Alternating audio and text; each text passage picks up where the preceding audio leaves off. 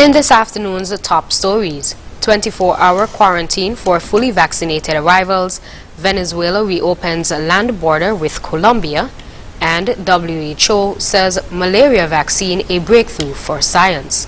Hello and welcome to the ZIZ Midday newscast. Today is Thursday, October 7th, 2021. I am Mervan Thompson. Nationally, quarantine time has been further reduced for fully vaccinated persons coming into country.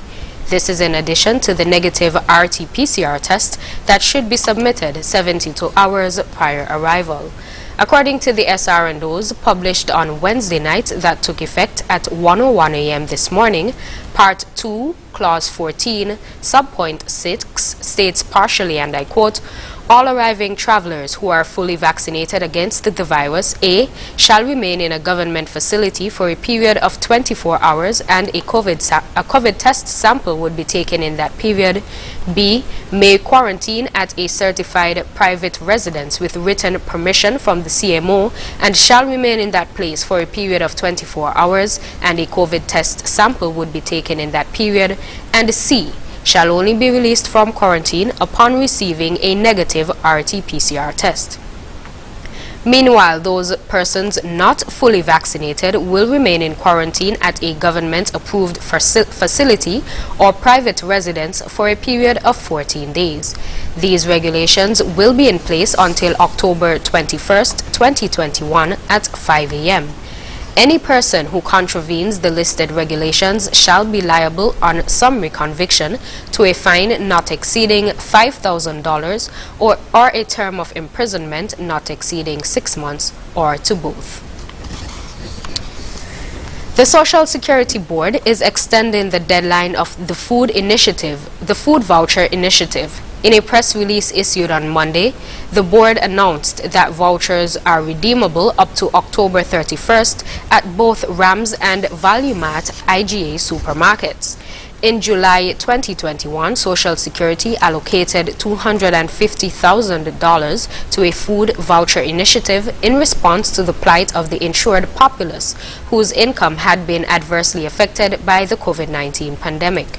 Rams Supermarket and Hosford's ValueMart collaborated with Social Security in execution of this program. Both supermarkets provided at least 20% of the food vouchers and put measures in place to facilitate the operation. A total of $275,000 was expended on this program, benefiting 1,375 households in the Federation. And finally, on the local scene, the Hero Caribbean Premier League, CPL, congratulated the 3 nationals who were selected to intern for this year's tournament. In a press release issued on Wednesday, the league said Jade Johnson, Simone Mills, and Rashid Stanley were part of the CPL team throughout the 2021 event.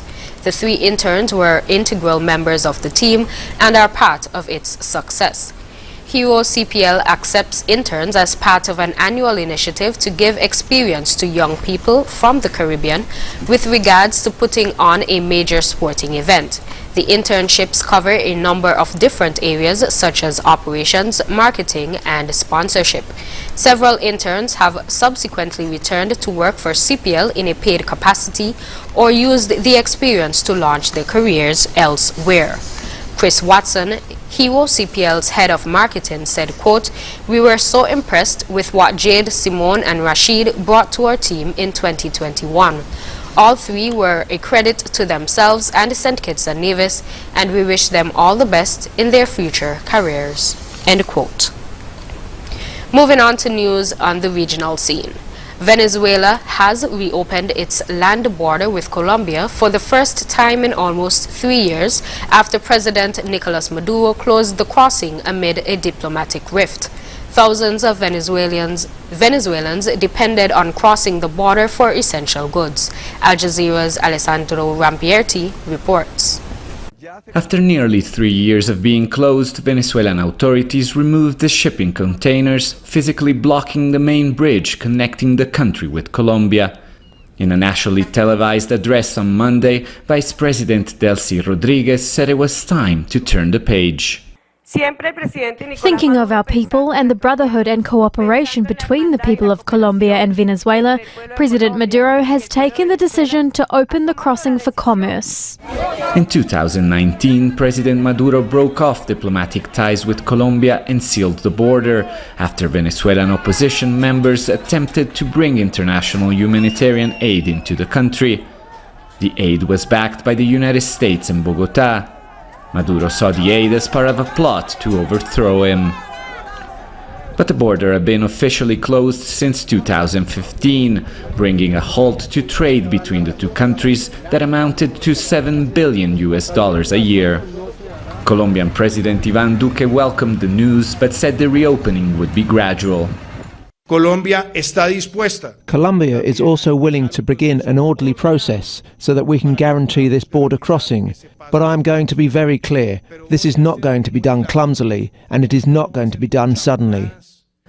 Tens of thousands of Venezuelans cross into Colombia daily for goods and services. Some 1.8 million have resettled in Colombia, fleeing the country's economic collapse. Most resorted to using illegal crossings controlled by gangs and armed groups. The reopening can also help reduce the role that armed groups have achieved at the border, both Colombians, like ELN rebels and paramilitaries, and also Venezuelan gangs, who were profiting from people's need to cross. On Tuesday, Venezuelans were overjoyed. It's the best thing that has happened to us. We spent 2 years passing through illegal roads as we have so many needs that we can only fulfill in Colombia. The decision will bring relief to people on both sides of the border, but it will probably do little to help restore relations between the two countries that remain at odds. Colombia does not recognize Maduro as the legitimate president of Venezuela, and it continues to support efforts to push for regime change in the country. Alessandro Rampietti, Al Jazeera, Bogota. In Guyana, the suspect in the Brickdam police station fire has claimed he was beaten into confessing that he burned down the station. HGP Nightly News has the details. Clarence Green, the man police say confessed to burning down the Brickdam police station, has told his lawyer that he was forced by the police to confess that he burnt down the Brickdam police station. Green's attorney, Ronald Daniels, spoke via telephone on Tuesday. Mr. Green said that he'd never given the police any confession statement, admitting to starting the fire at Brickdam police station. He said that he was taken into custody on Saturday morning around 3 a.m. And when he was taken into custody on allegations of having committed a robbery. Attorney Daniel said his client told him he was the only one placed in cell 4 and that he was searched before being placed in the cell and that nothing was found on him. He said moments after being placed there, he started to smell something burning and raised an alarm, which was ignored by the police. He said when they brought them downstairs, they checked all of the inmates again, including him. There were about 17 of them. Nothing was found on him. No implements capable of starting a fire. In fact, Daniel said that his client has implicated senior officers who assaulted him to give a confession. And he said one of the officers who was in the room appeared to be angling himself outside of the lens, or outside of the scope of the camera's lens, and was hitting him on his shoulder, on his left shoulder in particular, telling him that he needs to speak the truth. And he said he sustained a bruise on his shoulder, which he showed us. On Wednesday night, the police force admitted that they only have in their possession a video-recorded confession, allegedly by Clarence Green, about his role in setting alight the Brickdam police station. He said he maintained this story when the interview concluded and they took off the camera. The officer who was doing the recording, the younger officer,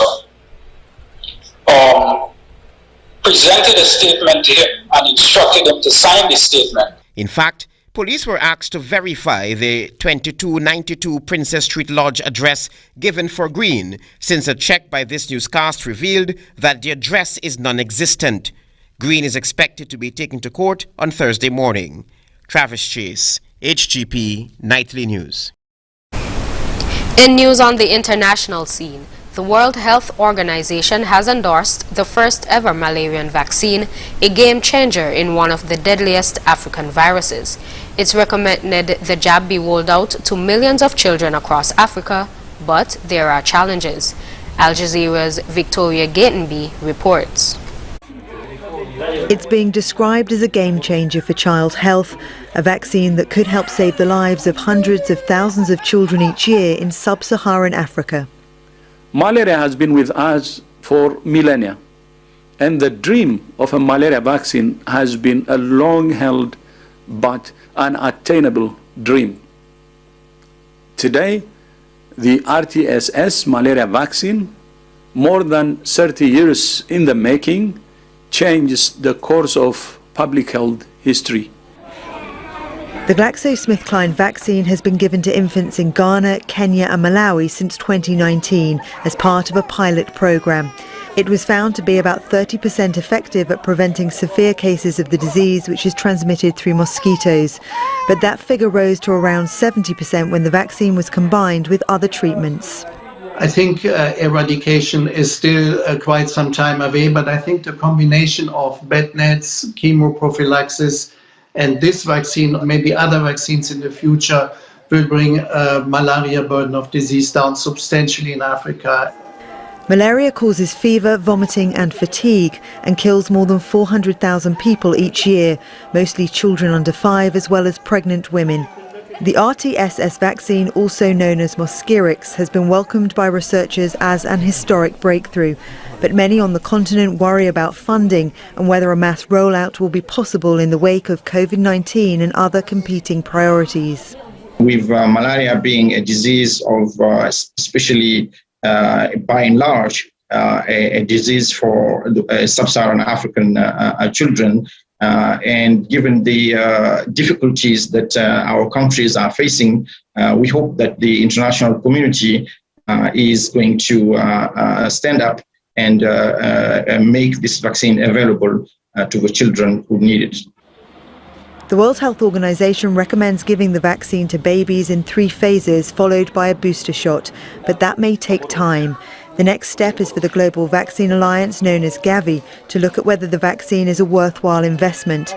If it's approved, Gavi will buy it for countries that request it, a process that is expected to take at least a year. Victoria Gatenby, Al Jazeera. And now for the weather. Temperature is 31 degrees Celsius or 87 degrees Fahrenheit, although it feels like a scorching 101 degrees. Present weather is fair with winds of 13 miles per hour from the east. Seas are 1 to 1.8 meters or 3 to 6 feet. Weather forecast for St. Kitts and Nevis today and tonight will be partly cloudy with a 60% or a moderate chance of showers. Sunset today will be at 5:55 p.m. and sunrise tomorrow at 6:02 a.m. That brings us to the end of the ZIZ Midday Newscast. Join us this evening for these stories and more in detail. Thank you for tuning in. I'm Reverend Thompson. Have a great day.